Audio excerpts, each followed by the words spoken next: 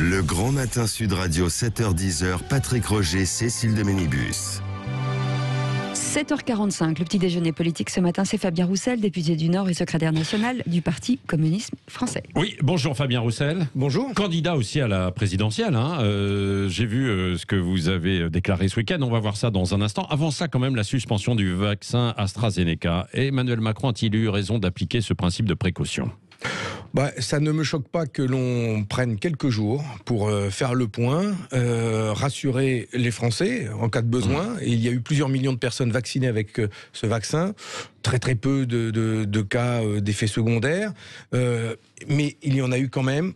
Je préfère, moi, prendre toutes les décisions pour qu'il y ait de l'adhésion au vaccin. Enfin, surtout le problème de fond, c'est que nous n'en avons pas assez. Il y a une pénurie de vaccins, alors que c'est le seul moyen de nous protéger. Et donc, voilà, il n'y a pas que celui-là. J'ai été à l'OMS, rencontrer l'Organisation mondiale de la santé. Il y a aujourd'hui 11 vaccins dans le monde, où on passe d'être validé, mais il y a 11 candidats vaccins. Et donc, il y a suffisamment de moyens sur la planète pour nous vacciner massivement, mais nous en sommes empêchés.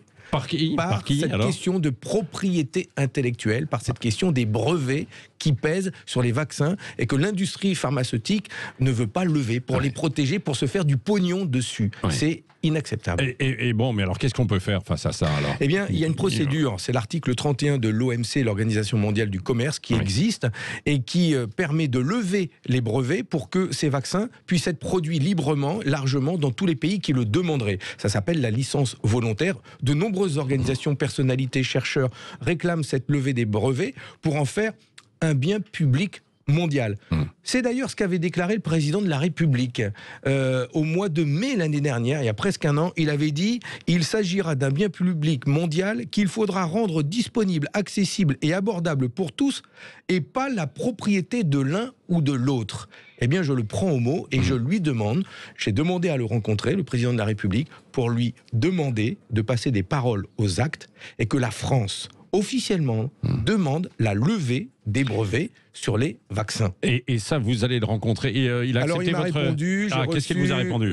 Eh bien, prenons rendez-vous. Il accepte de me recevoir. Voilà, je vous le dis parce que j'ai reçu le courrier là hier, et donc nous allons prendre langue, comme on dit. Oui, mais alors vous allez voir avec d'autres partis politiques. Est-ce que moi personnellement et avec mes collègues parlementaires, députés, sénateurs, cela fait depuis le mois de novembre que nous menons campagne dans le pays, mais aussi avec d'autres dans l'Union européenne. Nous menons campagne pour la levée des brevets.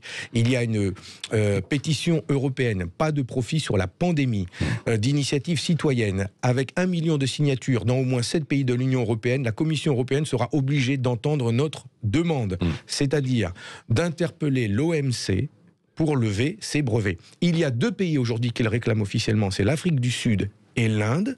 Nous demandons à la France de soutenir cette demande et que l'on fasse partout, que l'on produise ces vaccins. Enfin, quand même, on est face à une pandémie mondiale. Je n'aime pas ce terme qu'avait employé Macron qui disait « nous sommes en guerre ». Mais enfin, si je devais le reprendre, si on est en guerre, on se met tous à produire l'arme pour nous défendre. Et l'arme, c'est le vaccin. Et donc, je ne comprends pas qu'aujourd'hui, par exemple, Johnson & Johnson, qui est autorisé, il est produit aux Pays-Bas, il va partir aux États-Unis pour être flaconné, et ensuite, s'il a l'autorisation des États-Unis, il va revenir en Europe pour nous vacciner. Mais c'est un truc de dingue. Et est-ce qu'au passage, d'ailleurs, il faudra aller vers les vaccins russes, chinois, cubains Mais bien sûr. Enfin, ce sont des vaccins qui demandent... Vous avez confiance ? Mais si, ce sont des vaccins qui demandent de bénéficier de l'autorisation européenne du médicament. Donc il y a tout un processus, mais qu'on les enregistre comme tels, qu'on les teste, et puis s'ils sont valides, comme le Spoutnik, et je souhaite qu'il le soit le plus rapidement validé, qu'on puisse l'autoriser, mais qu'on puisse le produire. Il y a le milliard d'habitants de l'Afrique, il y a les pays d'Asie, les pays d'Amérique latine, des pays pauvres n'auront jamais accès au vaccin à ce titre-là. Comment voulez-vous qu'on lutte contre ce virus s'il continue à circuler dans le monde ? L'économie mondiale sera pénalisée, les êtres humains ne pourront plus voyager. Enfin, ça paraît tellement de bon sens que nous mettions tous nos moyens en commun pour produire ces vaccins. Bon, est-ce que vous êtes vacciné, vous d'ailleurs, au passage ? Je le ferai dès que ce sera mon tour. Je l'ai dit. peu Ah importe. celui que mon médecin me dira de faire, et je suivrai ses recommandations parce que je fais confiance à mon médecin de famille, Oui. et je ne veux surtout pas prendre la place d'un autre. Donc dès que j'ai 51 ans, dès que ce sera mon tour, je me ferai vacciner. comme tout AstraZeneca le ou monde. pas, quoi. Mais Oui. bien sûr. Mais enfin, je fais confiance à mon médecin qui m'avait dit vendredi dernier, il vaut mieux suspendre l'AstraZeneca. Ah oui, c'est vrai. Et donc il là, vous avait le vu suivez. juste. Oui, il a Oui, raison. oui, C'est il ce avait- que. Bien sûr, bien sûr. Sur le plan économique, les entreprises vont pouvoir verser une prime Macron, la fameuse prime Macron, de 1 000 € défiscalisés. C'est un bon coup de pouce pour les salariés ou pas? Ça a été décidé hier lors de la conférence sociale Mais annoncée par Jean le coup de Castex. pouce, c'est bien, mais le coup de pouce au SMIC, c'est mieux.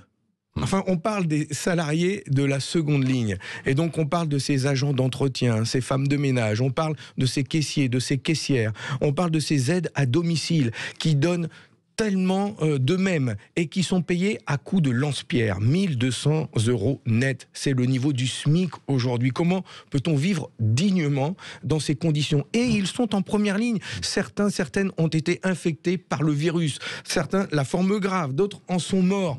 Ils sont méprisés. Eh bien, les respecter, c'est faire en sorte que ceux qui sont en première ligne, mais pas que, c'est que tous ceux qui travaillent aujourd'hui puissent pouvoir vivre dignement de leur travail. C'est ça, remettre le travail au cœur de notre pays. C'est faire en sorte que quand on travaille, eh bien, on retrouve sa dignité, on puisse élever ses enfants dignement, accéder aux loisirs, enfin, vivre. Ouais. C'est ça. Aujourd'hui, la prime Macron ne répond pas à ça, et en plus, elle n'est pas obligatoire, c'est selon les entreprises. Et puis franchement, on parle des caissiers et des caissières, mais il a qu'à faire interdire les licenciements à Auchan et à Carrefour. Enfin, on distribuerait une prime, mais on laisse 2000 salariés être licenciés, alors que c'était celles et ceux qui étaient en première ligne. C'est se moquer du monde, quand même. À l'Assemblée nationale, aujourd'hui, Fabien Roussel, vote solennel sur le projet de loi qui intègre la protection de l'environnement dans la Constitution. Vous êtes favorable, vous, à la tenue du référendum ? Oui, bien sûr, je suis favorable à ce que l'on inscrive dans la Constitution, son article 1er, la garantie de la préservation de l'environnement, de la biodiversité et de la lutte pour le climat. Nous le demandions nous-mêmes. Mais vous savez, ça ne suffira pas. Parce qu'on peut écrire dans la Constitution climat, climat, climat, et de l'autre côté, continuer à faire rouler des cars au lieu de faire rouler des trains, ne pas donner les moyens à chaque famille, y compris de classe moyenne, de rénover leurs logements qui sont de véritables passoires thermiques. Il y a quand même Aujourd'hui, des il faut mesures être qui... smicard pour en bénéficier. Oui, mais excusez-moi, quand on a 80 000 € ou 50 000 € à mettre pour refaire sa toiture et ses murs, si on n'est pas aidé, on ne le fera pas. Oui, Il y a 5 millions de passoires thermiques dans notre pays. Donc on peut écrire tout ce qu'on veut dans la Constitution. Comme on dit, le papier se laisse faire. Facile. Reste après, si on n'y met pas les billets pour pouvoir lutter véritablement contre le climat, on n'y arrivera pas. Oui. Alors, un mot sur la présidentielle. Enfin, plus qu'un mot, peut-être aussi, parce que on a cru comprendre que vous avez officiellement proposé votre candidature à l'investiture le week-end dernier. Pourquoi vous voulez aller jusqu'au bout, alors qu'il y a des alliances qui sont en train de se créer à gauche? Vous ne voulez pas d'une alliance potentielle avec Jean-Luc Mélenchon ou avec d'autres? Pourquoi? Mais parce que ce que je vois dans mon pays aujourd'hui m'indigne, me fait réagir. Je supporte pas ce qui se passe et je pense qu'il y a besoin d'un changement profond de nos modes de production, de nos modes de consommation, que le travail soit correctement rémunéré, qu'il y ait un plan d'urgence pour notre jeunesse avec qui je vais manifester tout à l'heure. Je pense qu'il faut un président de la République qui dise l'évasion fiscale, c'est terminé. Nada. Les gars, les délinquants en col blanc, en prison. J'apporte tout mon soutien d'ailleurs à Nicolas Forissier, le lanceur d'alerte d'UBS, la banque suisse qui a continué à venir chercher en France des mallettes d'argent liquide pour aller le planquer en Suisse avec une amende de 3,7 milliards qui leur pend au nez et qui risquerait même de ne pas avoir à la payer cette amende. Ça, c'est terminé. Vous voyez, il faut un président de la République qui défende la France, mais les travailleurs, le monde du travail, mais aussi qui reprennent le pouvoir sur la finance. Parce qu'on a besoin d'argent pour mener les réformes dont nous avons besoin, et notamment pour le climat, pour nos services publics, pour la santé. Mais ça, Fabien Roussel, vous ne pouvez pas le défendre avec un autre candidat, une candidature commune. En 2017, vous aviez soutenu Jean-Luc Mélenchon. Pourquoi vous n'allez pas vous allier avec Jean-Luc Mélenchon cette année, la France Insoumise? Vous ne pensez pas qu'à gauche, il y a besoin aussi d'un air frais, d'un air nouveau. Que la gauche aujourd'hui, elle est faible parce qu'elle a déçu, elle a tourné le dos aux aspirations du monde du travail, elle a trahi même parfois. Eh bien aujourd'hui, moi je veux justement redonner de l'espoir à gauche, une gauche sincère, authentique, qui ne capitulera pas, qui passera un pacte avec les Français, qui s'engagera. Je veux porter cet espoir, c'est le retour de cette gauche-là que je souhaite pouvoir incarner. Et elle n'est pas incarnée par Jean-Luc Mélenchon. C'est pour ça, avec Jean-Luc Mélenchon, vous dites qu'il faut changer de tête, quoi, en quelque sorte, quoi.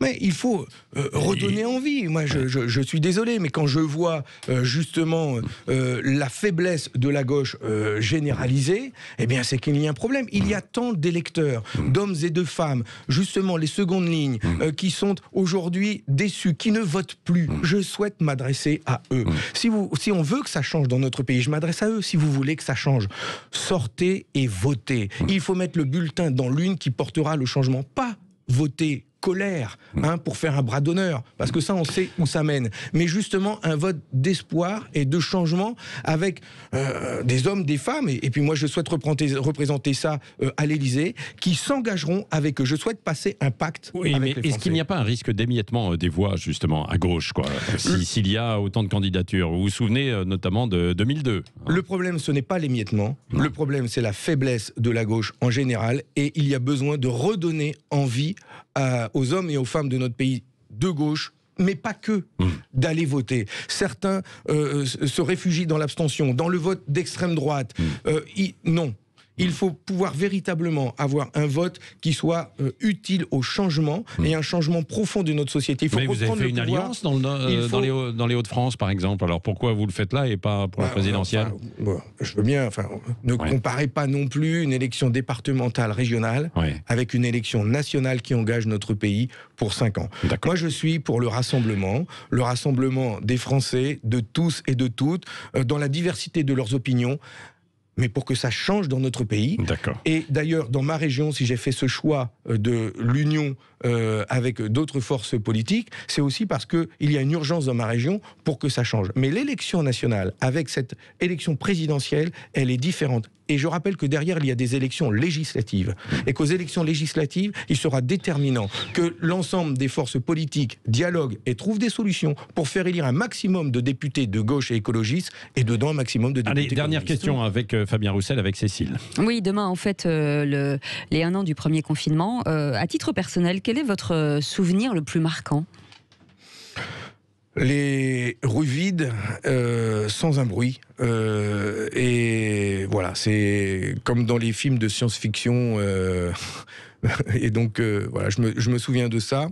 Et je me souviens aussi de celles et ceux qui ont continué à travailler, la peur au ventre.